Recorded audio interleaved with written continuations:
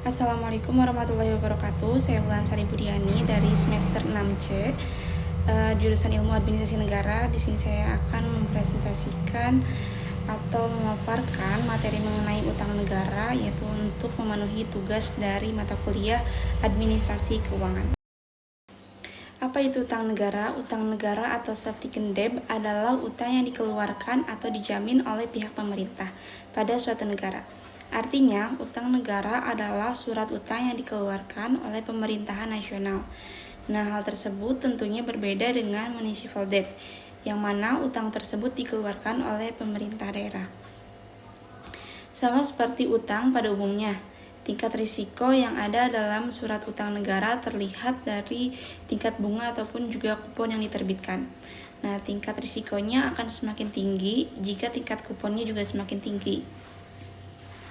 Dalam pemikiran yang tradisional, utang pemerintah negara seringkali dinilai memiliki risiko yang rendah karena pemerintah yakin mempunyai berbagai cara ampuh untuk tidak gagal dalam melakukan kewajibannya dalam suatu pemerintah negara bisa menjalankan 3 pilihan anggaran fiskal, yaitu surplus, defisit, dan juga imbang. Nah, ketiga pilihan ini berbeda dalam hal apakah pemerintah memiliki pendapatan yang lebih, kurang, atau sama dari belanja pemerintah. Nah, dalam hal defisit fiskal, pendapatan yang diperoleh oleh pemerintah dinilai lebih kecil daripada pengeluarannya. Untuk itu, sumber pendapatan utama pemerintah adalah dari pajak. Oleh karena itu, dalam beberapa buku, para pengarang buku banyak yang menyebutkan bahwa defisit akan terjadi apabila pendapatan pajak yang diraih pemerintah lebih rendah daripada pengeluaran pemerintah. Jadi, secara konsep, keduanya memang sama saja. Dari mana pemerintah bisa menutup defisit? Karena pendapatan yang diraih oleh pemerintah tidak bisa mencukupi keperluannya, maka pilihan yang masih bisa diambil adalah dengan berhutang. Hal tersebut mungkin sama dengan anggaran yang Anda lakukan. Saat Anda ingin memiliki suatu barang, namun pendapatan Anda tidak cukup, maka Anda mungkin akan mengambil pinjaman ke bank.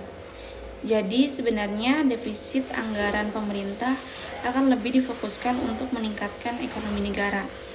Setiap kali pemerintah memerlukan banyak pendanaan guna membiayai inisiatif perkembangannya, maka negara hanya bisa melakukan 2 cara saja, yaitu meningkatkan pajak atau berhutang. Karena meningkatkan pajak bisa membebani masyarakat dan membutuhkan suatu proses ratifikasi yang cukup panjang dan rumit, maka pilihan pemerintah akan cenderung jatuh pada penerbitan utang dalam wujud penerbitan surat utang negara. Jadi, utang pemerintah yang dilakukan saat ini adalah bentuk akumulasi dari nilai defisit anggaran yang terjadi selama tahun-tahun sebelumnya saja.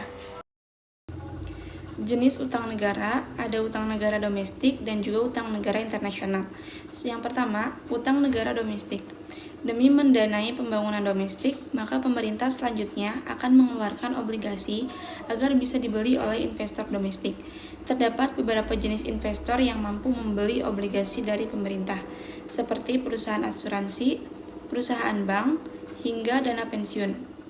Jenis obligasi yang satu ini dinilai rendah atau bebas risiko pelarian modal karena investornya berasal dari domestik, sehingga efek nilai tukarnya juga bisa diminimalisir. Ketika dalam kondisi krisis ekonomi, beberapa negara bisa meningkatkan pajak atau mencetak uang yang lebih banyak agar bisa membayar kembali pinjamannya. Walaupun pilihan terakhir tersebut memiliki risiko meningkatkan inflasi. Kemudian yang kedua, adanya utang negara internasional. Utang internasional adalah bagian utang dari suatu negara yang mana pembeli dari surat utang tersebut adalah pihak investor dari luar negeri. Pinjaman yang didapat beserta dengan bunganya harus dibayar dalam mata uang pinjaman tersebut. Untuk bisa memperoleh mata uang yang diperlukan untuk membayar kembali pinjaman yang sudah diberikan, maka pihak pemerintah bisa menjual ataupun juga mengekspor barang ke negara pemberi pinjaman tersebut. Atau bisa juga mengubah pendapatannya menjadi mata uang negara pemberi pinjaman.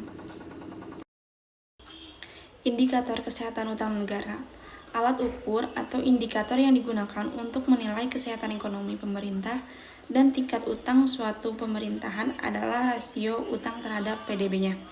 Nilai rasio utang yang tinggi terhadap PDB berarti menunjukkan bahwa negara tersebut berisiko gagal untuk membayar utangnya. Nah, beberapa negara dengan rasio utang terhadap PDB yang kurang dari 40 di tahun 2019 adalah Korea, Hong Kong, dan juga Rusia. Sedangkan Yunani dan Italia adalah negara yang mempunyai rasio utang terhadap PDB lebih dari 100%.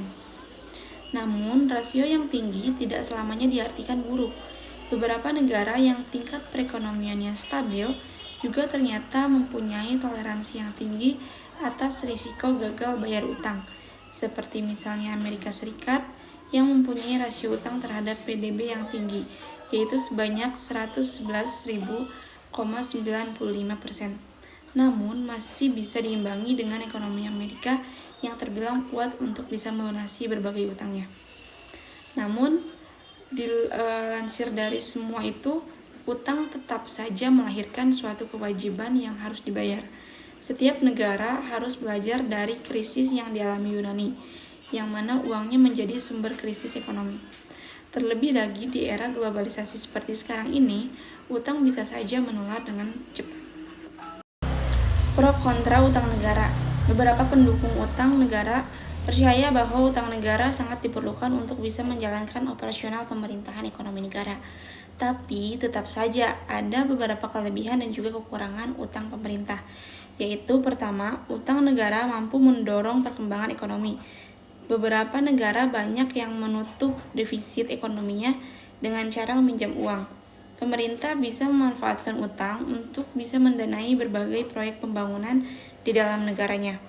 Beberapa pembangunan infrastruktur dan juga pendidikan dinilai turut berkontribusi atau peningkatan kapasitas produktif perekonomian negara. Yang kedua, pihak pemerintah bisa menggunakan utang sebagai suatu saluran instrumen kebijakan ekonomi. Dengan adanya kebijakan ekonomi, maka pemerintah akan berupaya untuk bisa mencegah efek negatif dari adanya fluktuasi siklus bisnis. Untuk bisa melakukannya, maka Bank Sentral bisa memanfaatkan surat utang untuk bisa melakukan operasi moneternya tersebut.